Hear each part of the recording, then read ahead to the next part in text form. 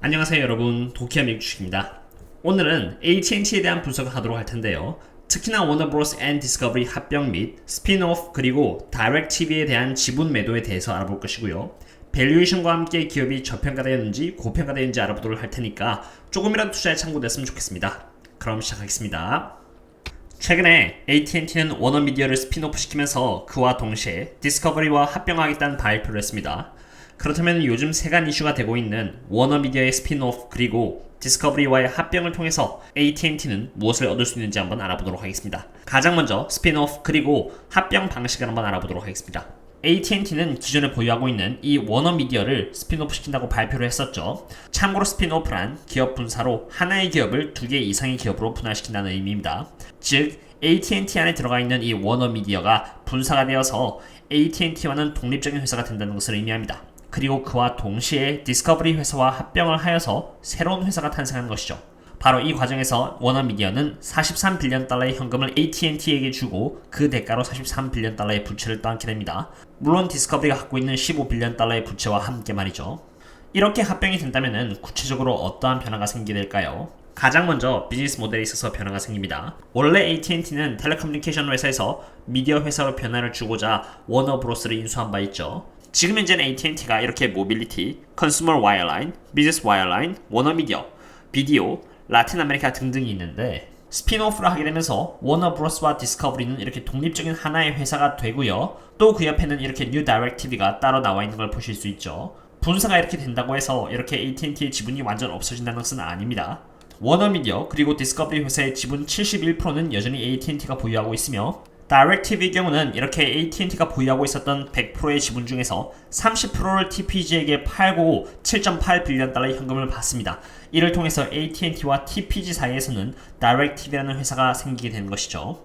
그리고 딜이 마무리되면은 AT&T는 이렇게 모빌리티, 컨슈머 와이어라인, 그리고 비즈니스 와이어라인 쪽에만 집중을 할 수 있게 됩니다.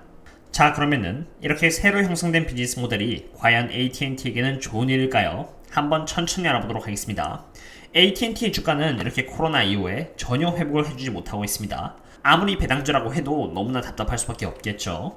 AT&T의 주가가 지금까지 굉장히 오랜 기간 동안에 좋은 모습을 보여주지 못한 이유는 크게 두 가지로, 첫 번째는 100빌리언 달러의 돈을 주고 워너브로스를 인수를 하면서 AT&T의 밸런스시트, 즉 부채 현황에 매우 큰 부담을 주었고요. 두 번째는 이 워너브로스가 AT&T의 새로운 성장 동력이 될 것이라는 예상과는 달리 오히려 워너브로스의 기존 AT&T의 주력 사업인 모빌리티, 컨슈머 와이어라인, 그리고 비즈니스 와이어라인에 오히려 방해가 되었다는 점입니다.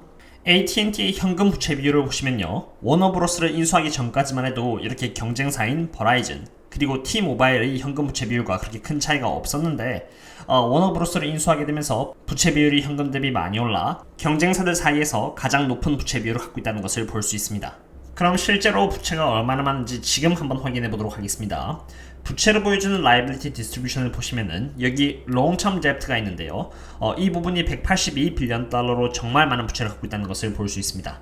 AT&T가 보유하고 있는 이 현금은 이렇게 11.34빌리언 달러밖에 안 되는데 아무리 장기 부채라고 해도 무시할 수가 없는 양의 부채라고 생각합니다. 그런데 AT&T가 이러한 부채 문제를 해결하기 위해서 다이렉TV의 지분 30%를 TPG에게 팔아서 8빌리언 달러에 해당하는 현금을 확보하게 되었고요. 이렇게 워너미디어의 분사를 통해서 43빌리언 달러를 AT&T는 확보하게 되었습니다.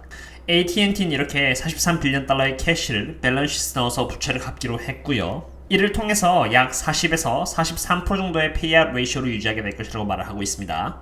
참고로 페이아웃 레이쇼는 배당금 지급 비율이라는 뜻으로 배당주에게는 이 비율이 굉장히 중요합니다. 분자는 주당 배당금을 뜻하는 것이고요. 분모는 주당 어닝을 뜻합니다. AT&T 경우는 2021년 1분기 기준으로 페이아웃 레이쇼가 한 50% 정도를 차지하고 있다는 것을 볼 수 있는데요. 쉽게 말해서 벌어들이는 어닝 중에서 50%가 배당금으로 나가고 있다는 것을 뜻합니다.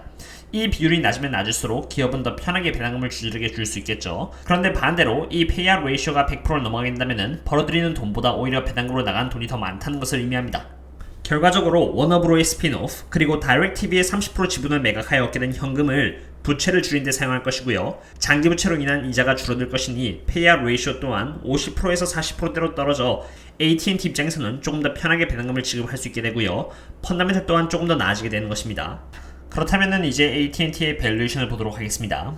AT&T의 멀티플은 지금 약 9.14로 굉장히 저평가라는 것을 그림을 통해서 바로 보실 수 있습니다.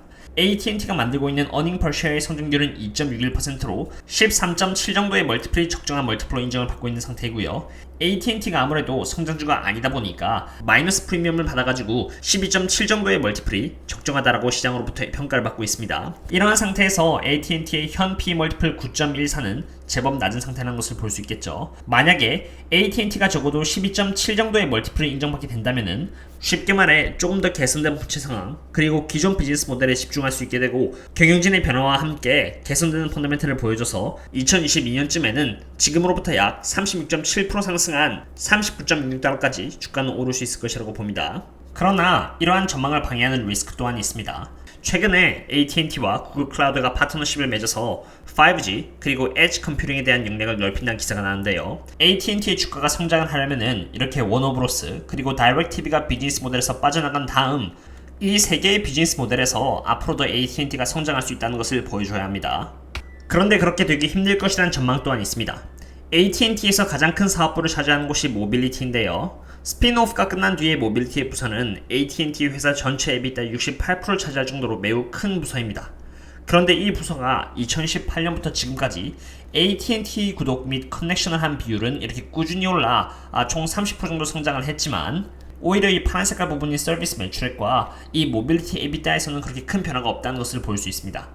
이것에 대한 이유는 이 사진을 통해서 알아볼 수 있는데요. AT&T 서비스에 연결한 사람들의 숫자는 아까처럼 늘어나고 있어도 실제로 기업의 매출에 기여를 하는 이 Postpaid APRU, Average Revenue Per User는 늘어나는 사용자와는 비율적으로 상승하기는커녕 이렇게 오히려 천천히 줄어들고 있는 모습을 보여주고 있습니다. 즉, 한 명의 유저가 평균적으로 AT&T에 지불을 하는 금액이 점점 줄어들고 있다는 것을 뜻합니다. 좋지 않은 성장성을 보여주고 있는 것은 모빌리티뿐만이 아닙니다. 컨슈머 와이어라인은 AT&T 전체 EBITDA 중 10%를 차지하고 있는 부서인데요. 이 부서 또한 2018년을 시작해서 지금까지 그렇게 좋은 성장을 보여주지는 못하고 있습니다. 파란색인 IP 브로드밴드 레비뉴랑 레거시 보이스 앤 데이터 서비스 레비뉴를 보았을 때 전체적인 매출액 성장률이 느려서 EBITDA의 모습 또한 이전치 못하다는 것을 볼 수 있습니다. AT&T 전체 EBITDA 중 22%를 차지하고 있는 비즈니스 와이어라인은 어떨까요? US 케이블 쪽인 콤카스트 그리고 차터로부터 이렇게 시장 점유율을 뺏기면서 비즈니스 와이어라인의 EBITDA 또한 이렇게 줄어들고 있는 모습을 볼 수 있습니다. 어떠셨나요, 여러분? 오늘은 최근 이슈가 되고 있는 AT&T에 대한 리뷰를 해보았습니다. AT&T가 다이렉TV의 지분 30%를 팔고 워너브로스의 분사와 함께 디스커버리 합병을 통해 비즈니스의 새로운 흐름을 보여줬다고 보는데요. AT&T가 50빌리언 달러에 육박한 현금을 얻어서 지금까지 큰 골칫거리였던 많은 부채를 갚을 수 있어 조금 안정적으로 사업을 이끌어나갈 수 있다는 점은 장점이며 AT&T의 본래 사업인 모빌리티, 비즈니스 와이어, 그리고 컨슈머 와이어라인 쪽에서 집중을 할 수 있게 되었다는 점 또한 좋은 점이라 생각합니다. 다만 리스크로 본다면은 지금까지 커뮤니케이션과 관련 없는 사업 부문인 워너브로스 및 다이렉TV 때문인지 모르지만 어쨌든 지금까지 제가 말씀드린 세 가지 사업부인 모빌리티, 비즈니스 와이어라인, 그리고 컨슈머 와이어라인 쪽에서 좋은 성적률을 보여주지 않은 것은 사실입니다. 기업의 재무 현황이 나빠졌고요. 배당금 또한 줄어들어서 앞으로 조금 더 사업을 수월하게 해나갈 수 있을 것으로 예상이 되는데요. 어쨌든 AT&T에게도 가장 중요한 것은 기업 실적이 되겠습니다. 밸류에이션 측면만 본다면은 AT&T는 지금 저평가라는 것을 보여드렸고요. 실제로 AT&T가 워너브로스를 분산한다고 했을 때 주가가 이렇게 크게 성장을 했다가 다시 배당금을 줄인다고 하자 큰 폭으로 떨어지는 모습을 최근에 보여줬습니다.